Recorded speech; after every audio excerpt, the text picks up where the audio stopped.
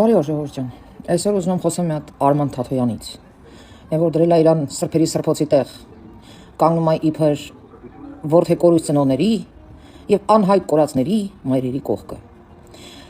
Որ ասում է, որտեղ որ այդ որդեկորույս ծնողներն են ու անհայտ կորածների ծնողներն են, իրանց կողքը ստոլբալ լինի ու դու լինես, դա նույն հաշիվն է իմ համար։ Ասենք մի հատ կարաս բացատրես, ի՞նչ է նշանակում լինել իրանց կողքը։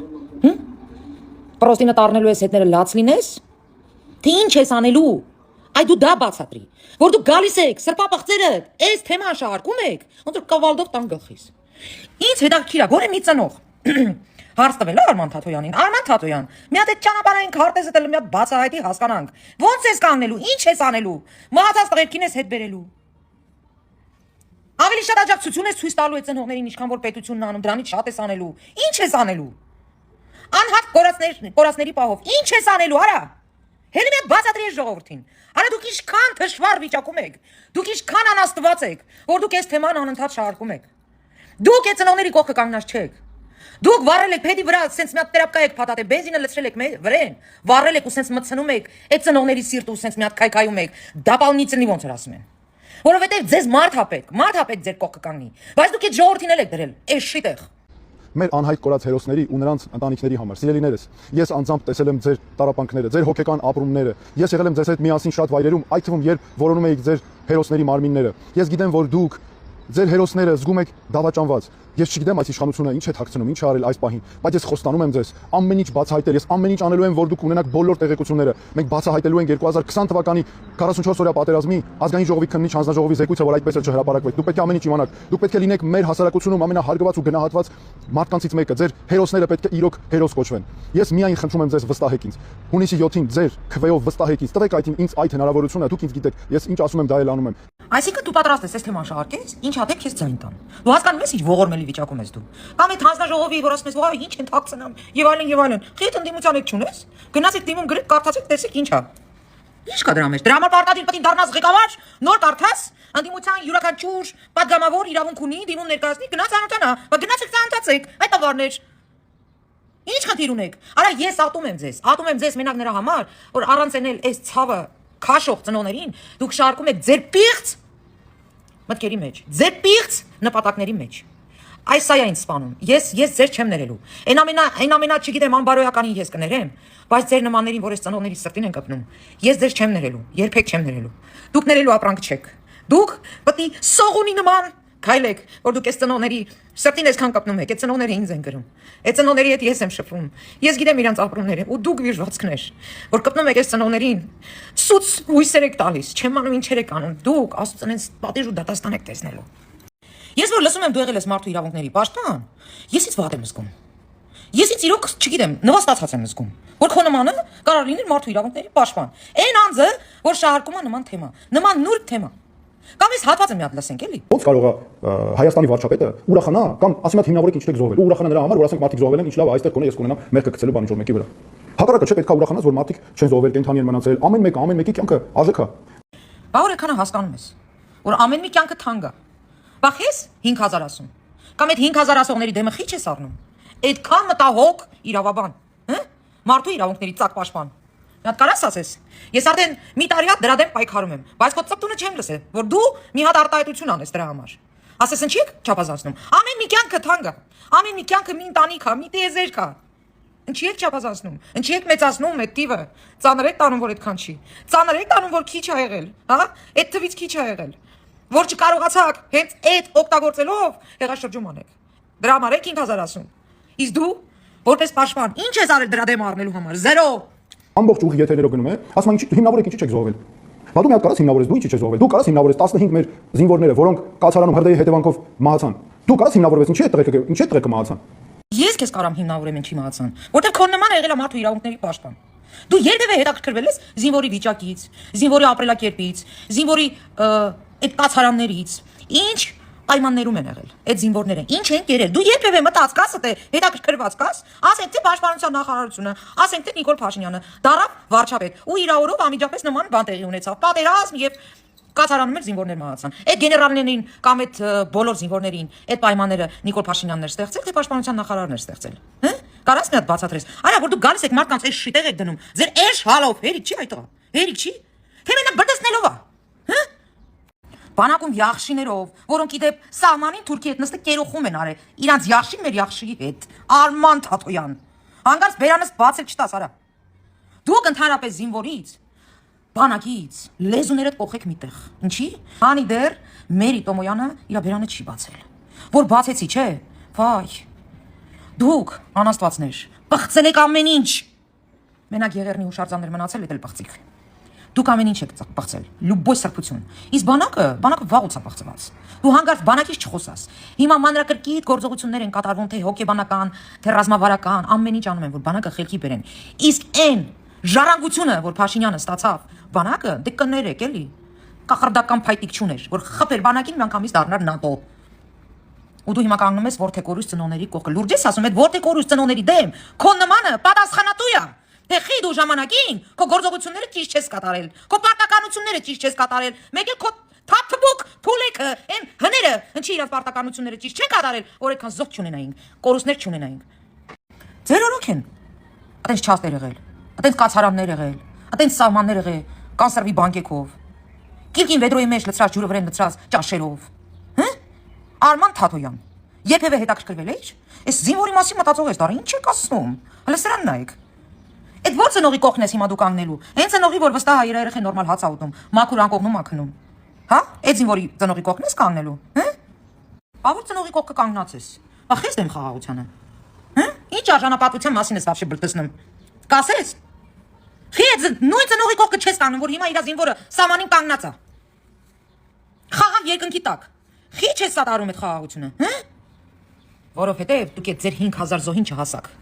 Դուք ամեն ինչ արեցիք։ Ամեն ինչ։ Դուք անգամ վիրավոր տղերքին չհանեցիք դաշտերից, որպեսի մահանան, որպեսի այդ քանակը շատ լինի։ Մենք այս ամեն ինչը գիտենք։ Բացի այն, որ դուք ռազմավարական ոչ մի ճանապարհ չեք կառուցել, հիմա ղժմ եք թե բերնիր, հայ հետո ինչ, այ ձիգզողներ, այ թուլեք։ Այդ ճանապարհները որ կառուցեիք, լիքը տղերք ողջ կմնային, որովհետև դաշտերից հանելու հնարավորություն կլիներ։ Շուտ հիվանդանոց հասցնելու հնարավորություն կլիներ։ Որ այսքան զոհ սաղ ձեր վզինը, սաղ։ Դուք եք մեղավորը, որովհետև սա իտոգներ, սա արդյունքներ, ձեր ուտել խմելու, կեֆ անելու, ռսին վստահելու, ռսի տակ պարկելու, երկիրս գրփելու, ժողովրդից խափելու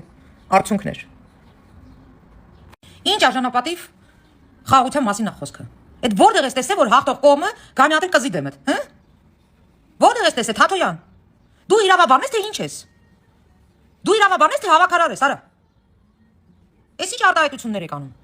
Որտեղ եք տեսել, որ հաղթող կողմը գամյատել կզի դեմդ, հա։ Ժողովուրդ, ես դες աղաչում եմ։ Մի ինգեք էմոցիաների մեջ, սրանք ձեր էմոցիաների վրա են խաղում, որովհետև գիտեմ, որ էմոցիոնալ ազգ ենք։ Մի ինգեք սրանց էմոցիոնալ արտահայտությունների հետևից, սրանք փուչ են, փուչիկ են, սրանք անող լինեին, ժամանակին կանեին, բայց որ չեն արել, ուրեմն ոչ վրեկները ձույ ա եղել, ոչ տղամարդ են եղել, ոչ թասիբ են ունեցել, ոչ հայ են եղել, սրանց համար կարևորը մի հատ բան ա եղել, կանաչ են դոլարը, վերջ։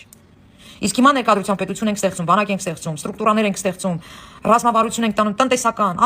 ամեն ոլորտում, ժողովուրդ։ Հանկարծ սրանց չխափնվեք, հանկարծ չխափնվեք։ Նիկոլ Փաշինյանը, եթե սխալ ա լինում, ինքը ասում է, ես սխալ եմ։ Ու Նիկոլ Փաշինյանի սխալը նա էր, որ այդ կանգնած ազգային ժողովում, որ գոռում էին, գոչում էին, արունակամլնենք, ուրեմն միջև վերջ արունակամլնենք, պատերազմենք միջև Բաքու հասնենք։ Ու ինքը, քանի որ վարչապետական պետություն ենք մենք, ժողովրդավար եւ ազգային ժողովն ա որոշողը, սենց ասեմ, պարլամենտական մենք պետություն ենք, վարչապետը պետք է հաշվի առներ բոլոր ուժերի կարծիքը։ Ինքը իրավունք չուներ միանձնյա որոշում կայացներ, կռվենք թե չկռվենք։ Տվեք հրամաններ գնալ առաջ։ Ավելի լավ է միանգամ անակամ լինենք, բայց վերջնական այս խնդիրը լուծենք։ Իսկ մենք անակամ լինում արդեն շուրջ 25-ից ավել տարի։ Մենք գործ ունենք մի թշնամու հետ, որի հետ խոսել խաղաղության լեզվով։ Ինչ արդյունքով, մեծ արդյունքով հնարավոր չէ։ Արավասնան, 4000 երեխու գելու քրիստոնյա։ Ասել եմ ես ամբիոնից։ Ասել եմ Ժորժան, հենց հիմա կարող պատերազմը կանգնացնել։ Եվ ասել եմ ինչ պայմանով կարող ենք կանգնացնել։ Ասում են ոչ մի դեպքում։ Հիմա ինձ ասում են չեք կանգնացել։ Այսօր ասում են դավաճանենք, որ կռիվ ենք տվել։ Իսկ իրոք կանգնած եք եղել։ Իսկ թոքաբորբով, թոկատներով։ Իսկ այս չախտավեքը չէին գնում, որ իրանց փոխարինում են։ Եթե մենք գնում ենք անիմաց զոհվելով, իմաստ չունի։ Ու մեծ զորով տանում էինք, արագության մեջ փախնում էինք։ Այդ դրանք։ Էս է սահմանությունը։ Ուրիշ բան հանկարծ չգտնեք։ Արգելի դոտի գագո, դու բերեցիր, մի վեկտա հանից ցույց տվեցիր, միլիսները ցույց տվեցիր, պաչերոնները ցույց տվեցիր, ուր տարար, որ ճակատից մտավ, Ղարաբաղը մենք խաբար չրանք, որ ավտոտ մտավ Ղարաբաղ, որ տամոժով անցավ, զորքը դուրա, ուր գնաց, օգնությունը դուր հասավ։ Էսա է։ Մի հատ ընկեր ունեմ անցած ընտրություններից առաջ ժողովրդի մեջ մտավ, որոնք քննադատում էին Փաշինյանին, որ պարտվեց պատերազմը։ Պատերազմը պարտվում են ամբողջ ազգով։ Մենակ ղեկավարը չի պարտվում։ Ինչա թե այդ ղեկավարի օրոք հա, հասկանալի է։ Պարտությունը իր ուսերին է, բայց ինքը նոր էր դարել ղեկավար, ինքը ժառանգություն էր ստացել այդ բանակը ընդհանրապես ամբողջ համակարգը Հայաստանի Հանրապետությունը։ Երբ որ փողը սենց հանում էր մեջից, միանգամից ամեն ինչ փլուզվում էր։ Ոչ մի բան չկար։ Եվ հիշում Արտուրը եւ մտավ հայ տղամարդկանց մեջ, իմ ծանոթը, ասեց Ժողովուրդ ջան, մենք ունեինք մի հատ խնդիր։ Պետքա մեծ էս մեշոկը ակետից բեկետ տեղափոխեինք։ Փաշինյանը ասեց ես կտանեմ։ Մենակ թե ինձ օգնեք։ Օգնեցինք, հանեցինք, դրեցինք ուսերին ու թրանք։ Ու հիմա մեղադրում ենք, որ պարտվել է։ Մենակ պարտված։ Մենակ սաղ կյանքով մեկ ոչինչ չարած։ Իրանից ոչինչ չներկայացնող մարդը կարող ասի, որ Փաշինյանը պարտվել է։ Կամ էլ բացարձակ տգետը, բացարձակ անգրագետը։ Այ օրինակ Թաթոյանի նման մեկը, որովհետև եկել է կամ մեդայեշի տեղ դրել, անգրագետի տեղ դրել, կամ էլ ինքը անգրագետ իրավաբանա, երբ որ նման բաներ է բլթեցնում, ասելով թե բա պաշտպանության նախարարը պատերազմի կազմակերպիչն է, ինչ ես ասում, լուրջ ես ասում, Թաթոյան։ Բա գենշտաբն ով է։ Դու ինչի՞ ես ժողովրդին խաբում։ Պատերազմը կառավարողը ոչ Փաշինյանն է, ոչ էլ պաշտպանության նախարարն է։ Պատերազմը կառավարողը գենշտաբն է։ Գենշտաբը, որը գալիս է երկրի ղեկավարին, պաշտպանության նախարարին, զեկուցում է իրավիճակը ու առաջարկում է ինչ անել։ Ուտեղ ղեկավարը համաձայնվում է կամ չի համաձայնվում։ Գենշտաբը ինչ ներկայացրել է Փաշինյանին, Փաշինյանն ասել է լավ, եթե այդ իրավիճակը այդպես պետք է վարվենք, որ ճիշտ լինի, արեք։ Ասենք դու Թաթոյան լինեիր Փաշինյանի տեղի ինչ էիր անելու, ասելու էր չէ ապե, այդպես չենք անելու, սենց ենք անելու լուրջ, հա։ Ախ Հուսամ ժողովուրդս գիտակից կգտնվի, ցավ ստանալու պատճառով սխալ քայլ չի անի, այս դրոշն չեն կորցնի, որովհետև այս պատերազմը կոտրվեց մեր գլխին ոչ միայն Արցախի համար, այլ նաև այս սուրբ դրոշը իջեցնելու համար։ Ու այո, այս դրոշը իմ համար սրբություն է, սրբություն։ Պահեք այդ դրոշը, պահեք այս խաղաղությունը, հերիքա ջահելներին մեր կորցնենք։ Իրանք երազանքներ ունեն։ Իրանք ուզում են ապրեն։ Ինչպես եւ բոլոր հարևան պետությունները երազանքներ ունեն, ուզում են ապրեն։ Ֆաշիզմը թարգեք, հերիք ու բոլեղավ։ Դուք թուրքերի հետ, ազերների հետ տրճիկ եք տվել տարբեր տեղեր։ Գերմանիաներում այդքան տոկոս թուրք կա, կողքները լավ տրճիկ եք տալի, այդ պիտուղ գամբորսկիներ։